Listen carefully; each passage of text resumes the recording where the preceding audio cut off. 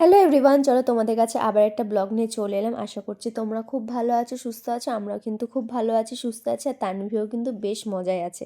তো চলো আজকে তোমাদেরকে একটা ব্লগ শেয়ার করলাম। আজকে আমাদের একটা ব্যস্ততম দিন তোমাদেরকে শেয়ার করছি। তানভীকে নিয়ে আমি সারাদিন কিভাবে কাটাই বা সংসার সামলে ওর পেছনে আমি কিভাবে সময় দিই, ওকে কি কি খাবার খাওয়াই সকাল থেকে রাত অবধি, সেটাই তোমাদেরকে শেয়ার করবো। তানভীকে নিয়ে আজকে ঘুরতে গেছিলাম, সেটাই কিন্তু তোমাদেরকে দেখাবো। তো চলো ভিডিওটা সকাল থেকে স্টার্ট করছি।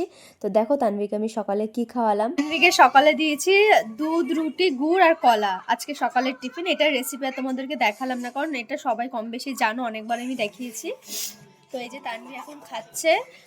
তো বাধ্য হয়ে ফোনটা চালিয়ে দিয়েছে, নাহলে একটু খেতে চায় না। কিছু করার নেই, জানি ঠিক না, তবু কি করবো বলো, ওকে তো খেতে চায় না।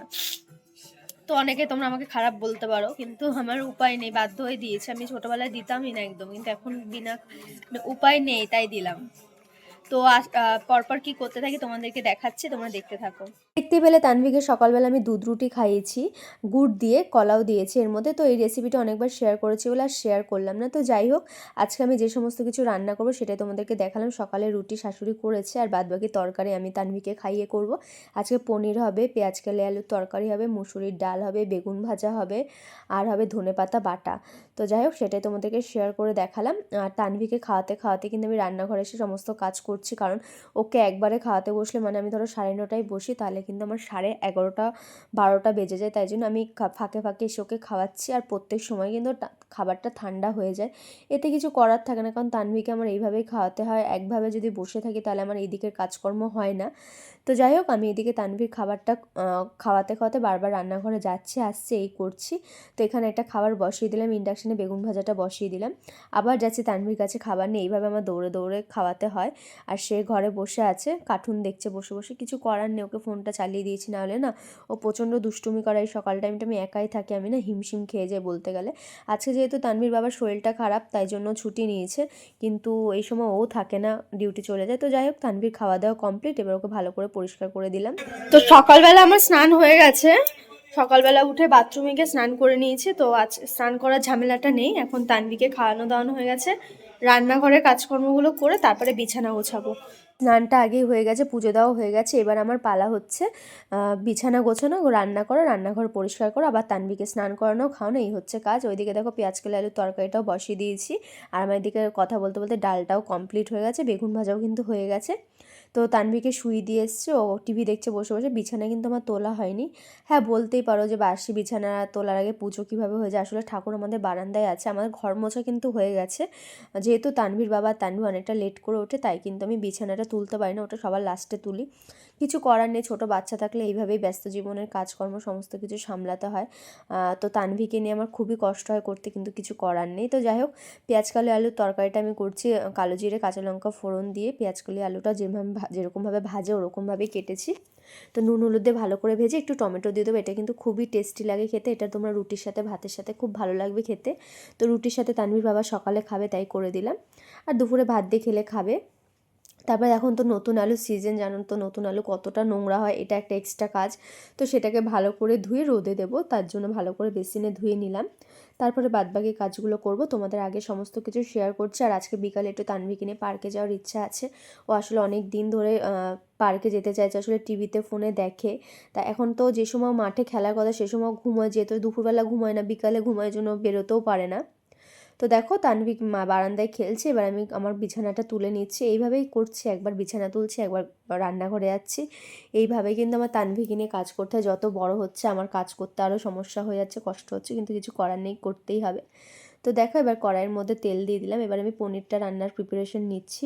তোমরা কিভাবে পনির রান্না করো অবশ্যই আমাকে কমেন্ট করে জানি। আমি এটা নিরামিষভাবে করছি, তাই তোমাদেরকে শেয়ার করলাম। তো ফার্স্টে দেখো তেলের মধ্যে আমি নুন হলুদ দিয়ে দিয়েছি, তারপর পনিরটাকে ভেজে নেবো এর মধ্যে। আর আমি একটু পনির ভাজার সময় চিনি দিয়ে দিই, এটা নাকি বেশি টেস্ট লাগে খেতে। তো আমি আমার মতো করে দেখালাম তোমাদের, তোমরা কীরকম করে করো অবশ্যই আমাকে কমেন্ট করে জানিও। তো পনিরটা দেখো এদিকে ভেজে নেবো, একটু চিনি দিয়ে দিয়েছি। এটা না শুধু শুধু খেতেও বেশ ভালো লাগে। তো তানভী কিন্তু একদমই পনির খায় না, এটা আমার খুব একটা টেনশনের ব্যাপার যে পনির খায় না, কি কেন খায় না জানি না। যখন ওই জোর করে খাওয়াই, একটু পেস্ট করে দিই বা এইভাবে দিই, খাওয়ানো তো দরকার বলো, পনির ছানা সয়াবিন এগুলো খুবই দরকার। আর তানভী এগুলোই খায় না।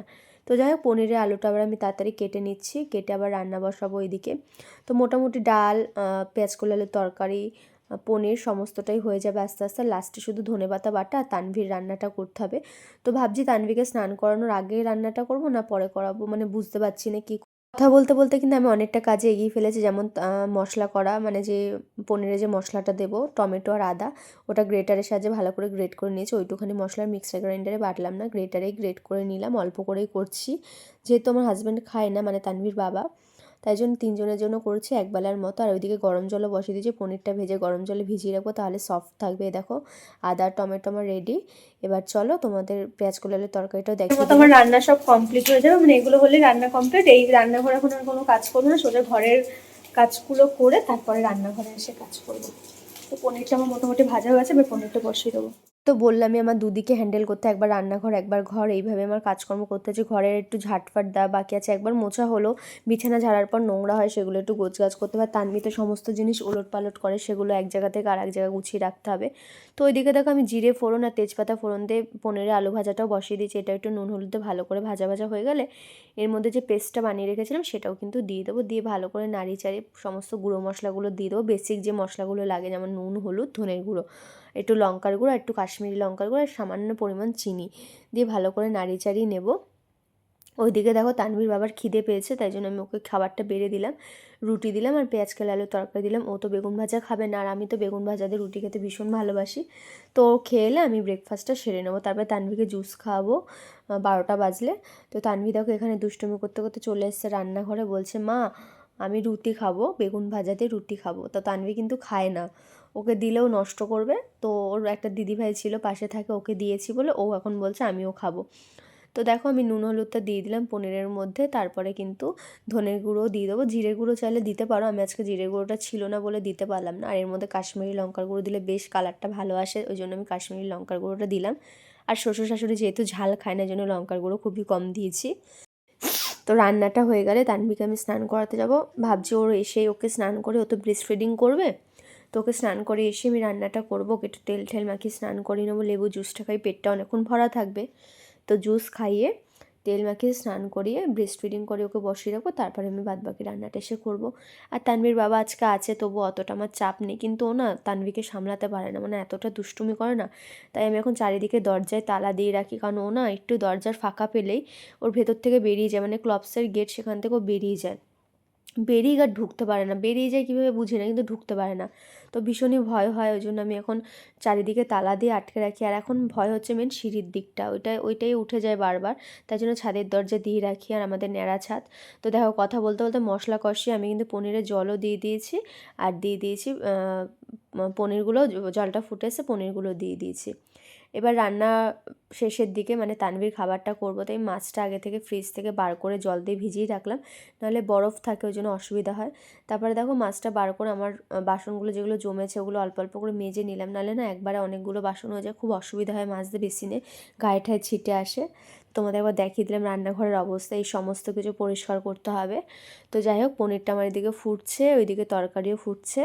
এবার আমি তরকারিগুলো নামিয়ে নিলাম, সব কমপ্লিট আমার, মানে আমাদের রান্নাবান্না শেষ। এবার তানভীর খাবার কি খাওয়াবো সেটাই গুছিয়ে রেখে দিলাম, তাহলে আমার একটু সুবিধা হবে, এসে ফটাফট রান্নাটা বসিয়ে দেবো। ওইদিকে চাল ভিজিয়ে রেখেছি, চালের মানে সিটি মারবো ভাতটা ওর, আর এইদিকে সবজিটা ওর কেটে রাখলাম, মিষ্টি আলু পেঁয়াজ কুলি একটু ব্রোকলি আর একটু আলু।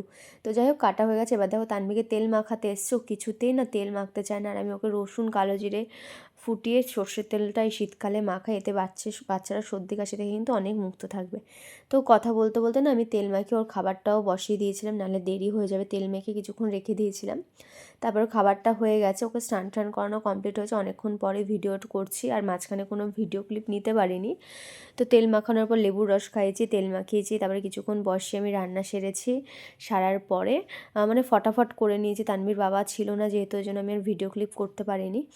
তো এবার তানভীরকে খাওয়ানোর পালা, এখন প্রায় 1:30 মতো বাজে, তানভীরকে আমি 1:30 থেকে 2টোর মধ্যে লাঞ্চ করে দিই, তো খাবারটা পুরো তানভীর লাঞ্চ রেডি। লাঞ্চের রেসিপিটা আজকে আর তোমাদের শেয়ার করতে পারলাম না, এরকম শর্টসে প্রচুর রেসিপি শেয়ার করা আছে। তানভীর মাছের ঝোল আমি কীভাবে করি, আজকে তানভীরকে পাবদা মাছের ঝোল দিয়ে ভাত দেবো। তোমাদেরকে তো বললামই আজকে রেসিপিটা শেয়ার করতে পারলাম না। এরকমভাবে রেসিপি আমি অনেক মাছের ঝোলের করেছি, তোমরা চাইলে দেখে নিতে পারো পূজা মল্লিক লাইফস্টাইল ইউটিউব চ্যানেলে, আর পূজা মল্লিক আমার ফেসবুক চ্যানেলে আছে। তো দেখো দুপুরে খাওয়া দাওয়ার পর তানভীরকে আর ঘুম পড়ায়নি, সোজা আমরা বিকালে নিয়ে গেছি, যেহেতু এখন তাড়াতাড়ি সন্ধে হয়ে যায় ওই জন্য খাইয়ে দাইয়ে নিয়ে বেরিয়ে গেছিলাম আমাদের বাড়ির সামনে একটা পার্কে। ও বলছিলাম না কদিন ধরে ফোনে দেখে টিভিতে দেখে পার্কে যেতে চাইছে, দেখায় ওইসব পার্কে দোলনা ফোলনা আছে, আর বাড়ির সামনে পার্কটা বন্ধ করে রেখেছে এখন, ওই জন্য এই পার্কে নিয়ে এলাম। ও বেশ আনন্দ পেয়েছে পার্কে গিয়ে, মানে পাগল হয়ে গেছে। এখন তো রোজ বিকেল হলেই বলছে যে পার্কে যাব পার্কে যাব। এটা যদিও দুদিন আগের ভিডিও, তো এরপরে ওকে নিয়ে যাব আস্তে আস্তে।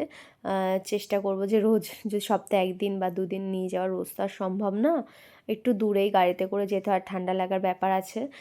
তো আমি তো এইসব খুবই মানি, মানে নিজের কোথাও যেতে ইচ্ছাগুলো যায় না, তানভীর মুখের দিকে তাকি, কারণ ওকে আমি একা রেখে কোথাও যাই না, খুব দরকার না হলে আমি যাই না। আর যেখানে যাই তানভীরকে সাথে করেই নিয়ে যাই। তো তানভীর দেখো সব কিছু ছেড়ে এই ঘোড়াটাই চড়বে।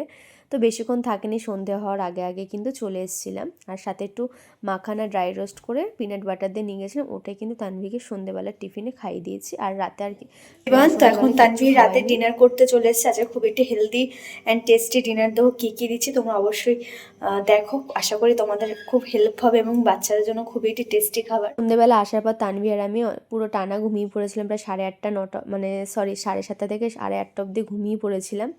মানে তানভীর সন্ধ্যেবেলা এসে একটু খেলে টেলে ঘুমিয়ে পড়েছিলাম, আমি আর ভিডিও ক্লিপ নিয়ে নিই, যেহেতু টায়ার্ড ছিলাম, সারাদিন পরিশ্রম হয়েছে। তো এবার সোজা রাতের ডিনার করতে চলে এসেছি। আজকে তানভীরকে রাতের ডিনারে দেবো ডালিয়া খিচুড়ি, সেটারই প্রিপারেশন নিচ্ছি। এখানে আমি শীতে তো জানোই প্রচুর সবজি পাওয়া যায়, মিষ্টি আলুটা খুব অ্যাভেলেবেল পাওয়া যায়, তাই জন্য মিষ্টি আলু নিয়েছি, ব্রোকলি নিয়েছি, পেঁয়াজ কলি নিয়েছি, গাজর নিয়েছি, আর নিয়েছি কড়াইশুঁটি। আর ডালিয়া করতে লাগবে মুসুরির ডাল আর ডালিয়া। তো তোমরা অনেকে জানতে চাও আমি তানভীরকে কী ডালিয়া খাওয়াই, আমি কিন্তু তানভীরকে গণেশের ডালিয়াটাই খাওয়াই। এটা আমি ঢেলে নিলাম, শেষ হয়ে গেছিলো। তো ডালিয়া আর মুসুরির ডাল দিয়ে করে, মাঝে মাঝে প্লেন ডালিয়া করেও খাই। ডালিয়ার প্রচুর রেসিপি আমি করি, তোমাদেরকে অনেক কিছু শেয়ার করেছি, আরও পরে শেয়ার করব। তোমরা দেখো, আশা করি খুব ভালো লাগবে। আর ডালিয়া কিন্তু বাচ্চাদের জন্য খুবই পুষ্টিকর একটি খাদ্য, ওয়েট গেইন করতে সাহায্য করে, অনেকক্ষণ পেট ভরা থাকে এবং হজমও হয় তাড়াতাড়ি। আর এখানে আমি মুসুরির ডাল নিলাম, আর নিয়েছি, তোমাদের তো বললাম কী কী নিয়েছি। তারপরে দেখো প্রেশার কুকার বসিয়ে দিয়েছি, প্রেশার কুকারের মধ্যে সর্ষের তেল দেবো, তার মধ্যে জিরে ফোড়ন দেবো। চাইলে তোমরা বাটার বা ঘি দিতে পারো, আমার মনে হয় বাটার বা ঘি পরে অ্যাড করাটাই ভালো, কারণ যদি প্রেশার কুকারে ফোড়নে বাটার বা ঘি দাও তার গুণাগুণ কিন্তু চলে যায়, গন্ধটাও চলে যায়। তো যাই হোক, জিরে ফোড়ন দেওয়ার পর সমস্ত সবজিগুলো দিয়ে দিয়েছি, আর দিয়েছি টমেটো কুচি স্বাদের জন্য, তোমরা চাইলে দিতেও পারো নাও পারো। তো এটাকে ভালো করে নুন হলুদ দিয়ে নাড়িয়ে চাড়িয়ে নেবো। নেওয়ার পর যে মুসুরির ডাল আর ডালিয়াটা ধুয়ে রেখেছিলাম সেটাও কিন্তু এর মধ্যে দিয়ে দেবো। তারপর আরেকটু পরিমাণ মতো নুন আর হলুদ দেবো, দিয়ে পরিমাণ মতো জল দিয়ে 5 থেকে 6টা সিটি মারলেই কিন্তু রেডি হয়ে যাবে ডালিয়া খিচুড়ি। এটা বাচ্চাদের জন্য খুবই হেলদি খাবার, বারবারই বলছি। তোমরা অবশ্যই বাচ্চাদের এই শীতকালে তোমরা 3-4 দিন দিতেই পারো। এটা তোমরা লাঞ্চে, ব্রেকফাস্টে বা ডিনারেও দিতে পারো, কোনো অসুবিধা নেই। তো যাই, তো ওই যে 5 থেকে 6টা সিটি মারলে রেডি হয়ে যাবে। তোমরা এর মধ্যে চালের সাথেও সেমভাবে করতে পারো, খুবই উপকার। আর সবজি যত বাচ্চাদের, মাছ মাংসের থেকেও আমার মনে হয় সবজিটা বাচ্চাদের জন্য বেশি উপকার। সব কাজ কমপ্লিট, এই যে খাবার হচ্ছে, গোছানো হয়ে গেছে, এবার তানভীর কাছে যাবো। দেখতেই পেলে আমার রান্নাঘরের সমস্ত কাজ আজকের মতো শেষ হয়ে গেছে, আর ওইদিকে তানভীর খাবারও কিন্তু রেডি হয়ে গেছে। দেখো তানভীর খাবারটা কত সুন্দর হয়ে গেছে, আর এটা কিন্তু বাচ্চারা খুব মানে ভালোভাবে খেয়ে নেবে, খুবই টেস্টি হয়। নামানোর পর আমি ঘি দিয়েছি। তো দেখো আজকের ভিডিওটা এখানেই শেষ করলাম। কেমন লাগলো অবশ্যই কমেন্ট করে জানিও, ভিডিওটি ভালো লাগলো অবশ্যই চ্যানেলটি সাবস্ক্রাইব করো। আর এরকম নতুন নতুন তোমরা কী কী ধরনের ভিডিও দেখতে চাও আমাকে অবশ্যই কমেন্ট করে জানিও। প্রচুর বেবি রিলেটেড ভিডিও তোমরা কিন্তু আমার চ্যানেলে পেয়ে যাবে।